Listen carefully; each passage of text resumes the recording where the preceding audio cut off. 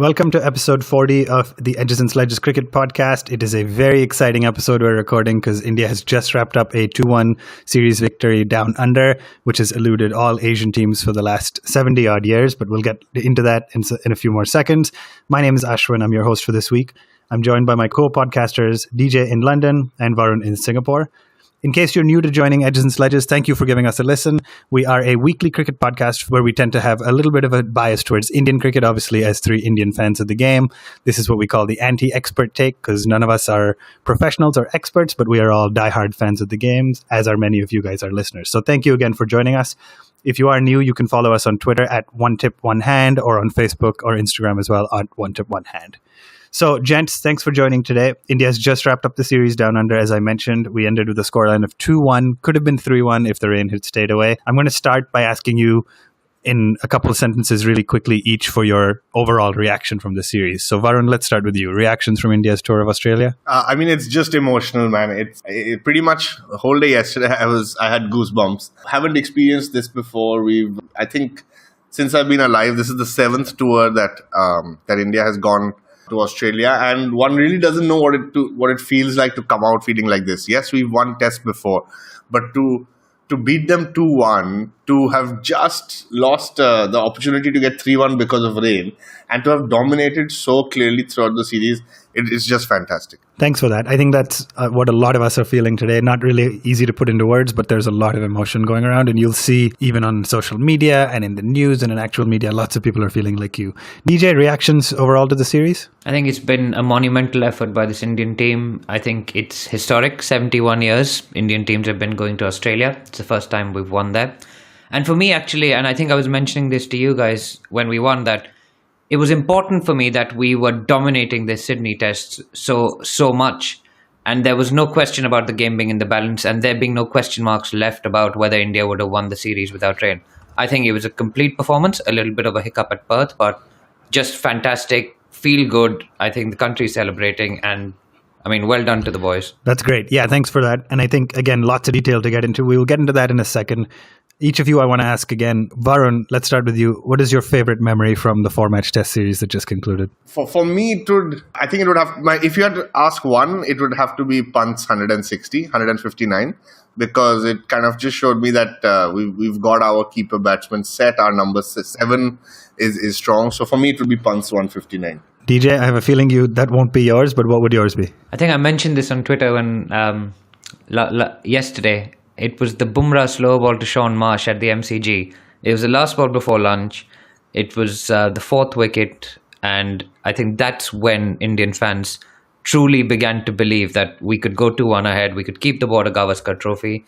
And we could actually beat Australia in their own backyard, which no other team had done before. So that moment for me kind of encapsulated the entire series. And it was a highlight for me. Obviously there were lots of other highlights with Pujara and Kohli's 100 at Perth, etc. But that moment, that is when I said, we can do this. Yeah, I think I would agree with you on that one. For me, Bumrah was the game changer in the series. So great, thanks for those. We're going to jump in this week and try something a little bit different, where we got lots of discussion and feedback from some of our listeners and fans. And so I'm going to go through, guys, just so you know, I'm going to go through some of the questions that came in from some of our fans and use those as talking points and get your point of view and reaction on all of those. So let's start. One of the first questions we got was from Vikrant C on Twitter, and he asked us to get into some discussion on how winning the toss overseas gets the result in the recent past in particular. So I wanted to share some stats to begin, and then I'll let you guys share your point of view. Kohli's record is impeccable when he wins the toss. I don't believe he's ever lost a match when he's won the toss. He's won the toss 21 times in his career as a captain, and 18 wins and 3 draws within those matches. Tim Paine is newer to captaincy. He's lost 6 tosses, and he has never won the match where he lost a toss. And he's won 1 toss, and he's won that 1 match, which of course was at Perth. I wanted to get into a little bit more detail, so I spent a little bit of time earlier today pulling some stats. So I pulled 4 big test sides: England, Australia, South Africa, and India. And I pulled some of their numbers when they have won the toss versus their total, okay? And the way I've looked at these numbers is their win-to-loss ratio. So in all time for these 4 sides, their win-loss ratio is 19% better when they win the toss versus all matches. So 19% improvement. Since Jan 1st of 2000, that number goes up from 19% to 21%. And since Jan 1st of 2010, the win-loss ratio when you've won the toss goes up to 34% higher than the average game. So you'll see there seems to be a trend where winning the toss not only is pretty important, it's 19, 20, 30% better, but it's getting increasingly better over time. So I'll stop there. DJ, I'll start with you. What is the role the toss plays, and should we be thinking about abolishing the toss in Test cricket? I don't think we're ever going to come to a situation where the toss is abolished in Test cricket. Obviously, from the stats you've pulled and given my limited mathematical ability, it sounds like the toss is pretty important, and teams tend to win games when they win the toss. I mean, we've seen Kohli. Every match in the series, well, if India had won at Sydney, would have been won by the team that won the toss. Kohli lost, I think he lost all the tosses in England, if I'm not wrong. And we lost 4 of those games and only won 1. So the toss is important. I think it's slightly less important for India when they play at home because they're so good at playing in their own conditions that they still win even when they lose the toss by piling on kind of second innings runs and things and beating teams by an innings. It takes on more significance, I think, when India go abroad. And we've seen a template almost of sorts of late where India win the toss, bat first, and put on a good total and then end up winning the test match. We saw that at Trent Bridge.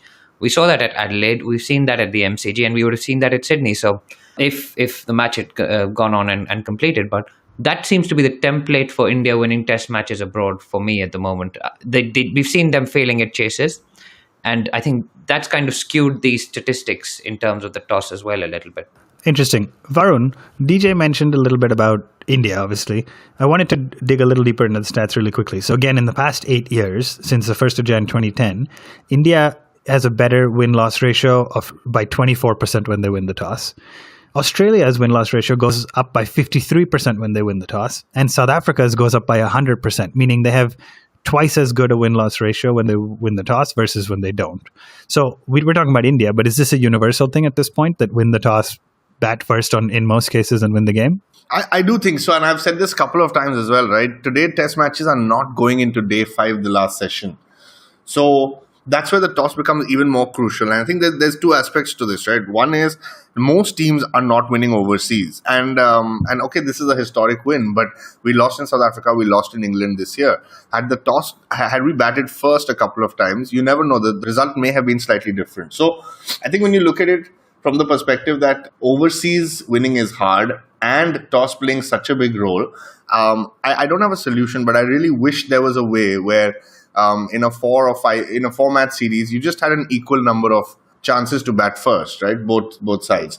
I think it's not going to happen, but I do know that there's this entire Test Championship coming up. I want to do a little bit more research about that. But to be crowned, let's say, Test champions in 2021, I think it's important to take away the toss factor. Interestingly, Shane Warne called for getting rid of the toss, but obviously he was trying to justify India's winning batting first, etc. He was more saying when Australia travels to India, they should be able to decide what they want to do, bat first or bowl first, take away the advantage. But who knows? Had India won the toss and batted first in Perth, maybe things would have been, the scoreline would have been even better. So hard to say. The Big Bash has actually started the bat flip, right? And I think it backfired once where it landed sideways. But it's interesting. The bat flip is another way. I personally think maybe Kohli and Payne should have just done tip-top and left it to that, right? That's exactly how gully cricket works. So tip-top and then one tip, one hand for the rules. DJ, anything to add? I just wanted to say, I think India have developed that template of bat first and win the test, but I think England have done quite well, especially at places like Lord's, where we saw the green top and they won the toss and bowled first, and that was the game effectively in the first innings and done. And then teams have started winning abroad, but again, Joe Root did really well with the tosses in Sri Lanka, right? So that's where I think it's hard to say that the toss will be done away with, but it seems to have a disproportionate effect, as your statistics point out as well, on results, which I'm not sure there's a solution for it. Maybe it's just an anomaly at the moment, but it is having an effect on results. Fair enough. Like I said at last week's show, I think we talk about batsmen being due a big score. I think Kohli was due a good run of the coin. So we're glad to see that materialized. All right, on to more specifics about the team and the actual series. Let's start with a little bit about our top order. Varun, I'm going to come to you here first because I know this is an interest area of yours. So we got a question from Tanmay Joshi on Twitter saying, is this the end of the road or the end of the test careers for Vijay and Rahul? It feels like Shaw and Mayank Agarwal seem to be set for a longer stint like the one some other like Vijay and Rahul have enjoyed so far. So reaction or thoughts on those? Yeah, so I think it's unfortunate that there's such a long gap in Test cricket right now. Otherwise, I genuinely believe Vijay's career is over because we have a lot of home tests and the West Indies tests coming up where you really don't need the experience of Vijay right now. I think KL Rahul, I said it again before the show that I wish he had just got some bank job in Karnataka. I actually read that he has a job with the Reserve Bank of India, so I don't feel bad saying this now. That I think he should just go work in the bank. I think I personally don't think he should be playing. But again, I think what India will do is they'll probably ask him to spend some time at the first class level and get his form back. But yeah, I mean, you've got Mayank Agarwal and Prithvi Shaw, young guys. Mayank's not that young, but Prithvi Shaw is young. You've got these guys who are hungry. They're looking for success, and I think that's the future. So I think yes, I think Vijay and Rahul are done. BJ, Rahul seems to be not so good at batting in test matches for now. He still, let's give him credit, he still has a pretty decent limited overs record, but he also seems to be making appearances on television across the board. I know he was on Coffee with Karan this past week, said some controversial things. Actually, Hardik Pandya said more of the controversial things, but is that all Rahul's going to resort to, is to become sort of a B-list celebrity? See, I know actually the RBI job came up in the interview with Karan Johar, and it was apparently his parents' proudest moment. So that was quite funny and nice. So I think Vijay is done. He's 35. He hasn't. I mean, it's unfortunate. He has been a great servant of Indian cricket, and don't get me wrong, but I think he's done. He's cooked, and I mean, hopefully he can have a nice farewell somewhere at home when we have an injured opener or something like that. But I don't see him traveling outside India again as a reliable source of runs. Rahul, on the other hand, is much younger. I, for one, don't actually think he's a bad player. I think he's going through a bad patch. He's going through bad form. He's been messed around with in the limited overs. I mean, earlier last year, when was it? In June, we were talking about him being batting at number 4 for India in ODIs. And he scored a fantastic one-day T20 100 in England. And I mean, he has been messed around. His batting is now caught between being a test opener and being a T20 smasher. And I think he's the only player I can think of who plays the test game as well as the T20 game without playing the limited over variety, 50 over variety. So I think he needs to go. He needs to take some time out of the game just to think about what he wants to do.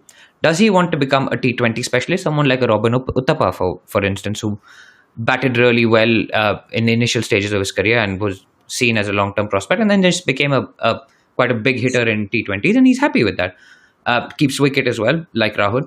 Or does Rahul want to go down the kind of Murli Vijay direction where he plays test cricket, or does he want to play test cricket and one-day international cricket and play the next World Cup for India? So he just needs to understand what kind of batsman he is. He's got lots of talent.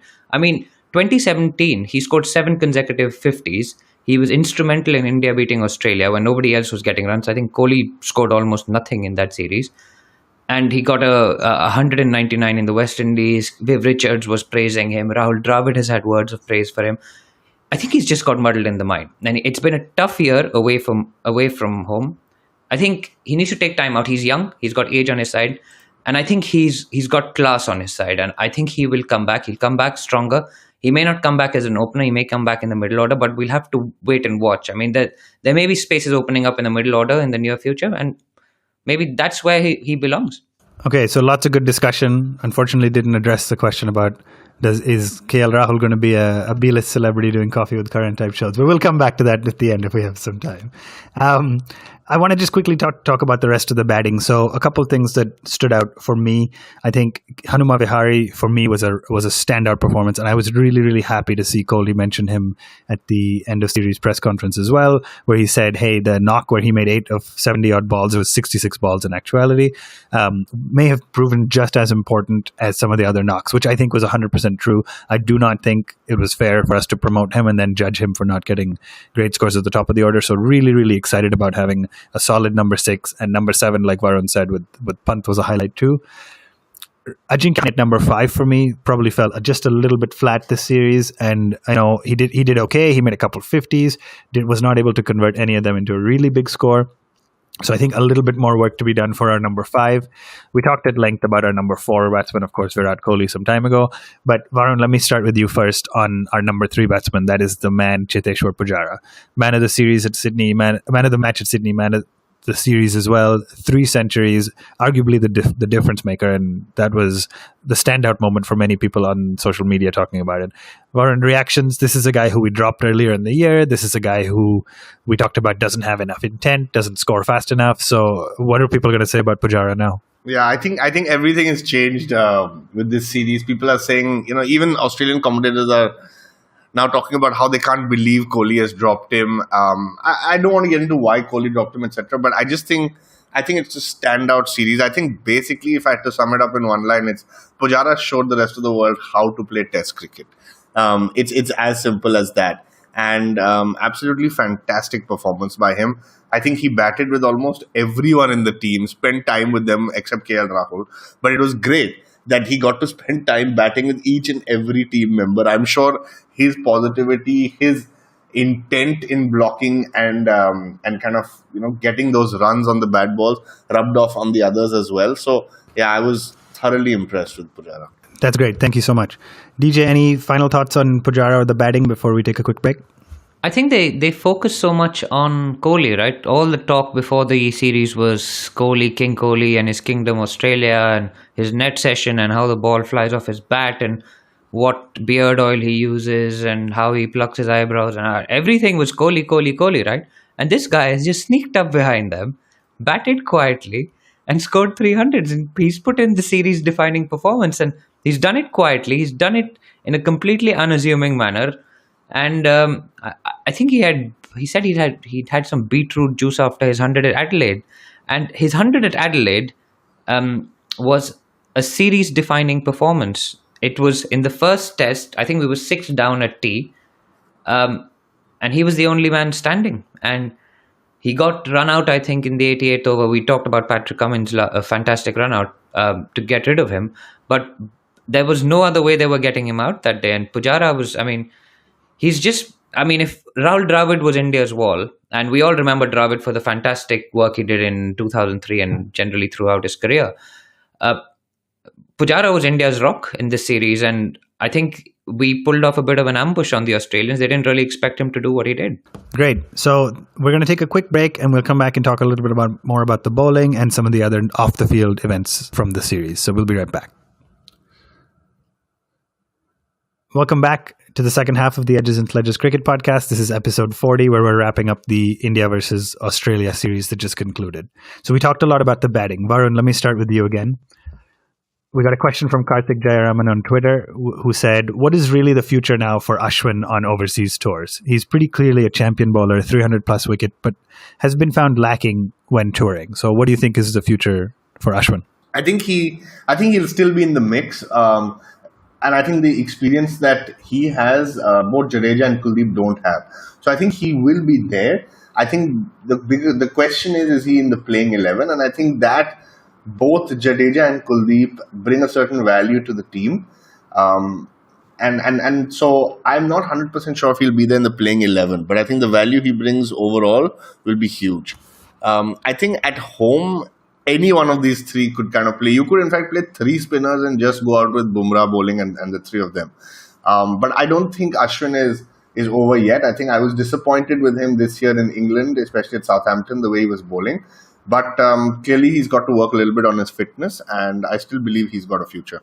DJ, just how good was Kuldeep Yadav with that 5-4, and also obviously Jadeja not just picking up wickets and finishing his overs in a minute and a half, but also scoring a crucial 81? I'll come to that in a second, but I think I just wanted to address Ashwin being in the mix anymore. And I was listening, I think, to the Cricket Unfiltered podcast where they were talking about Ashwin and him trying to imitate Nathan Lyon. And because he lacks the athleticism of Nathan Lyon and the physicality of Nathan Lyon, he's been injuring himself trying to bowl like him.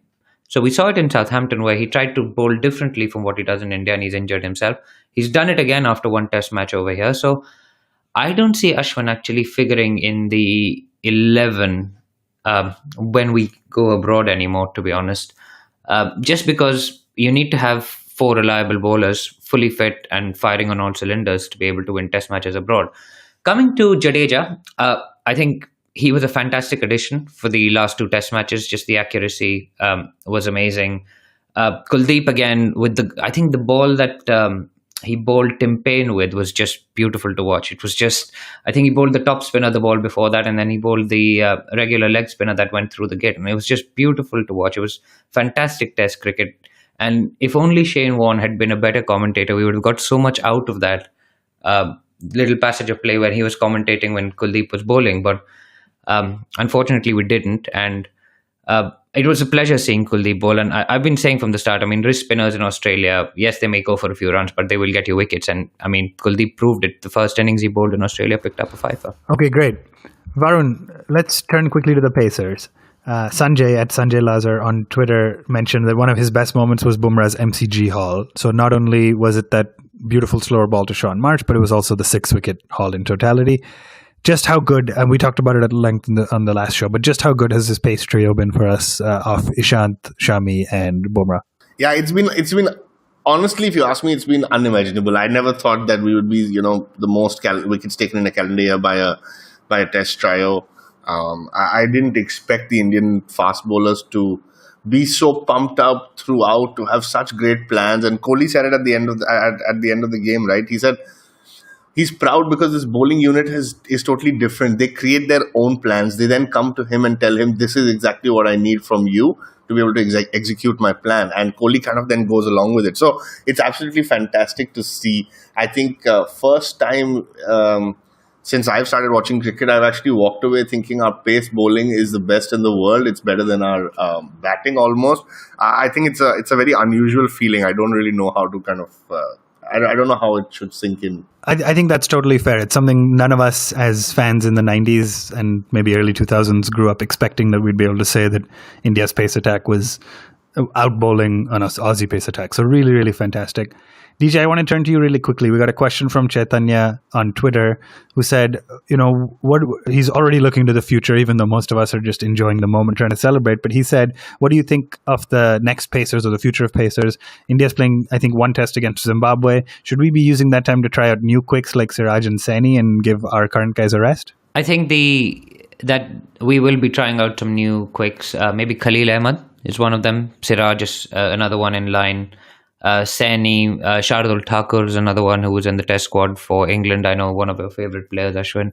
But I just wanted to actually come back very quickly. And the reason that we'll try out those players is because it's so close to the World Cup. And I don't see Bumrah and Shami and Ishant and any of these other players actually being rolled out for the World Cup if they're in the World Cup squad. Maybe Shami might not be in the World Cup squad. Ishant, I don't think plays ODI, so he might play. But ODIs or T20s, so he might play. But if Shami is in the World Cup squad, I don't think he's going to come out. So it's going to be a chance for us to test some of our bench strength against a weak opposition. But just to come back to 3 quicks, we're very, very quick to criticize the team selection and all of that when it goes wrong. But Bumrah, if you remember at the beginning of the year, was not in the test team. He was introduced into the test team in South Africa. And I don't know whether we talked about it much, but I think one of our comments early in the year was one of his challenges will be to work out how to bowl in test cricket and whether his body can adapt to that, because he was a one-day specialist bowling those Yorkers and slow balls and bouncers and all of that stuff, and he was doing very well at it. Bowling a different length in test cricket is what his challenge would have been, and he stepped up to that challenge. He's repaid the faith that the team has put in him, and I think credit must go to Virat Kohli and Ravi Shastri for putting their faith in Bumrah. He didn't do very well in the first test. He went for a few runs, but we've seen he's such a quick learner that he corrected himself very quickly and started picking up wickets very, very, very fast. So I think the team management should get some credit for that. I know they've copped a lot of flack this year, but where they've done well, I think credit to them for picking Bumrah and just a blinder of a selection. Yeah, I think people often forget that Bumrah's 9 tests old, and his test debut was in 2018, and his incredible year was also 2018. So really, really strong start to his test career.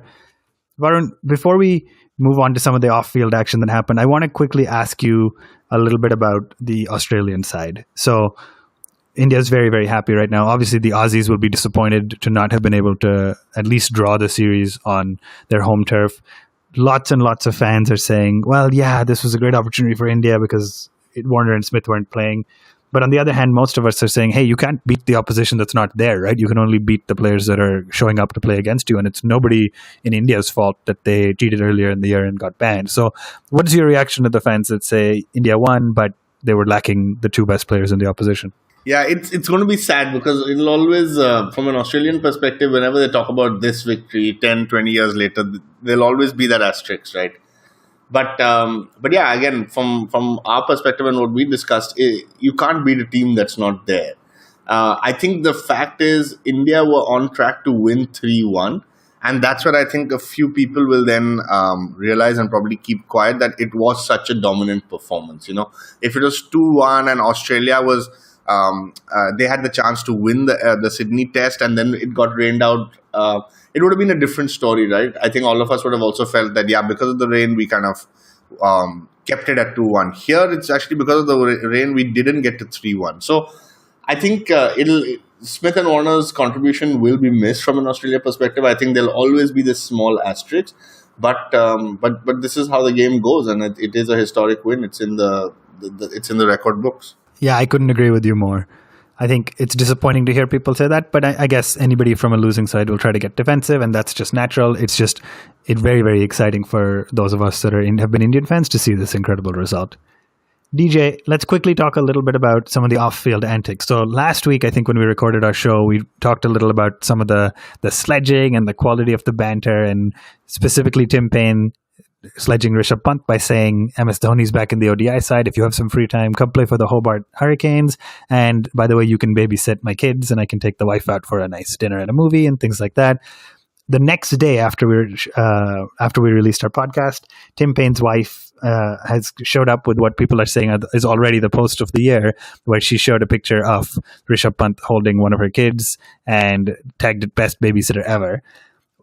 What was your reaction to that? It sounds like people seem to really enjoy that. I know I thought it was fantastic, but what was your reaction to that moment? I think that went down really well. I think it was really well timed. It had come just off the back of a loss. So, I mean, he was kind of admitting that, okay, maybe we went a little bit over the top, and it was just in good humor. And Rishabh Pant was a good sport, and I think Bonnie Payne is Tim Paine's wife, and the 2 kids were there. It was just fantastic. It showed that it's not all that serious, and it's not life and death, and it's not do everything to win. And it kind of shows you the contrast between Sandpaper Gate and Babysitter Gate, I think is what this was called. But it was just fantastic. It was just very human and very nice to see, and it was clever, and that's what we want to see in cricket. We don't want to see abuse and cheating. We want to see cleverness, and it was. I think Pant did really well out of that as well.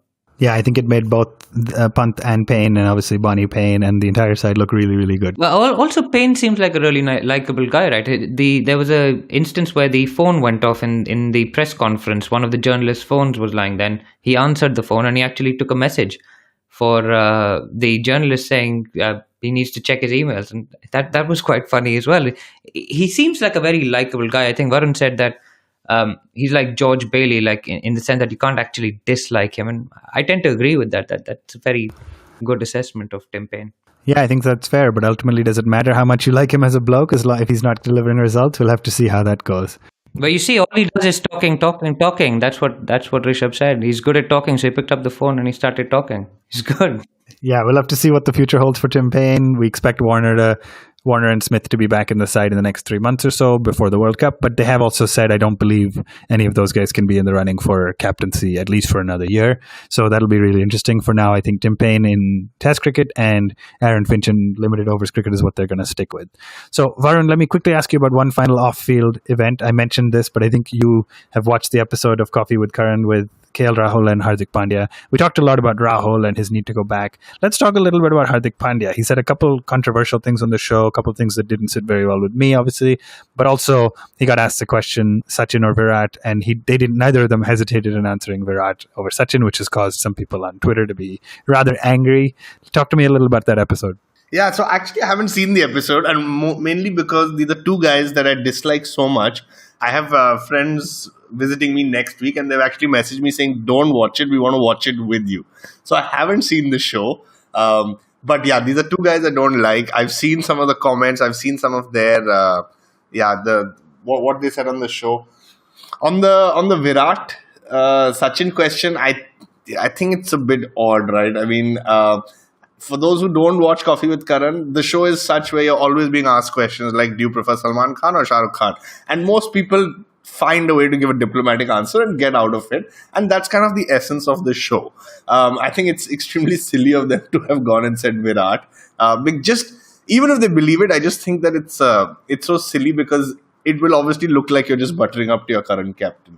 I also think some of the comments Hardik Pandya made, I don't know, like, I think the term that I can think of is too cool for school. But DJ, I don't know. I think you've seen the episode. What was your overall feel? I know you don't dislike them as much as I do. I think I was a little bit shocked at some of the stuff, but then I was like, maybe I'm not shocked. On the Sachin Virat thing, I actually think that he's basically, I mean, let's put it this way, right? You've got a current boss and you've got an ex-boss, right? And they ask you, who do you like better? And you have to answer it. Now, you can obviously say that, yeah, I like both of them and they're both great and whatnot. But these guys were in a rapid fire, right? So it came up in the rapid fire round. So they didn't even think about it. They just said Virat. I mean, you're protecting your job, I suppose, in some way. I don't know. Yeah, but the funny thing is when your current boss thinks your ex-boss is a god, I don't think there's any harm in saying, I don't know, being diplomatic. But yeah. But there was that moment because they also asked Virat Kohli or MS Dhoni as a captain. And Hardik actually said MS Dhoni because he made his debut under MS Dhoni. Yeah. So that I thought was quite interesting. I mean, there was a no holds barred kind of thing. These guys are not trying to be diplomatic. I mean, the questions were designed in such a way that they were going to trip up. I mean, and I don't think Hardik Pandya has any filter. So I know people have been on Twitter saying he's misogynistic and stuff. He doesn't even know what the meaning of the word is. He's just like, Ghat Kovar to Guyana. I'm little from black side. And he's just had a blast wearing these, I don't know, light enhancing goggles in the studio. I'm just like, what is going on? Anyway.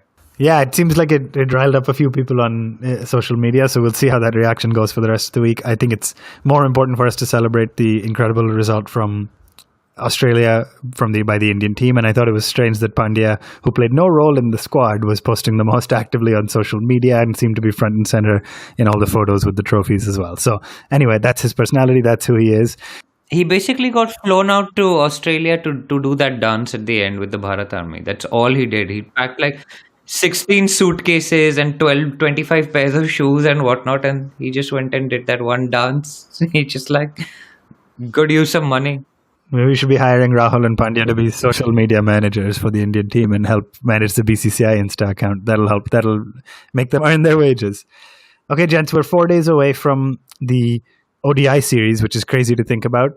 I'm going to just ask you really quickly for predictions. Varun, let's start with you. 3-match ODI series, India-Australia. What's your prediction? 2-1. And I say it's historic because I don't think India has won a bilateral ODI series in Australia before. DJ, how about you? 3-0. There's too much momentum with India right now. India is too far ahead of Australia in the one-day game, and I think we're going to beat them quite easily, in fact. I'm going to stay conservative with Varun and stick to 2-1 as well.